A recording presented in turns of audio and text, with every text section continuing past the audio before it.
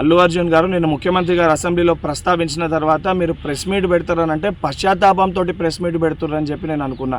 ఎందుకంటే సంధ్యా థియేటర్ సంఘటన జరిగిన తర్వాత ఆ సంఘటన మీ దృష్టికి వచ్చిన తర్వాత కూడా మీరు ఈ రకంగా మూవీ ఎప్పటివరకు చూసిర్రు, ఎప్పటివరకే క్లాప్స్ కొట్టిర్రు, వెళ్ళేటప్పుడు మీరు అభివాదం తెలుపుకుంటూ వెళ్ళినరా లేదా మీరు ర్యాలీగా వెళ్ళినరా, చాలా క్లియర్గా ఫుటేజెస్ కనబడుతున్నాయి.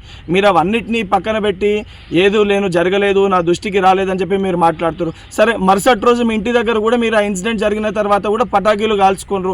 సరే, ఆ విషయాలన్నింటినీ కూడా మేము ప్రస్తావిస్తలేము అని మీరు మాట్లాడుతూ ఏమని అంటారు, తెలుగుని సత్తా చాటుతున్నాం అని మాట్లాడుతున్నారు. తెలుగుని సత్తా చాటేది ఉంటే మన వలన తెలుసో తెలియకనో ఏదైతే సంబంధించి సంఘటనలో మనుషుల ప్రాణాలు పోయే విధంగా అసొంటి ఒక చర్యలు జరిగినప్పుడు దాన్ని ఏదైతే సంబంధించి సానుభూతితోటి స్పందించి ప్రెస్ మీట్ నిర్వహించి ఆ కుటుంబానికి అండదండగా నిలిచే ప్రయత్నం చేయాలి తప్ప నిన్న ముఖ్యమంత్రి గారు ఏదైతే ఈ ప్రజాప్రభుత్వము ప్రజలకు అండదండగా ఉంటుంది, ఎవరు తప్పు చేసినా కూడా ఊరుకోము, శిక్షిస్తామని చెప్పి ముఖ్యమంత్రి గారు వారి స్థాయిలో తెలంగాణ ప్రజానికానికి ఒక ధైర్యం, ఒక భరోసా కల్పిస్తుంటే దాని తర్వాత మీరు ఈ రకంగా ప్రెస్ మీట్ పెట్టడం అనేది ఇది సరికాదు.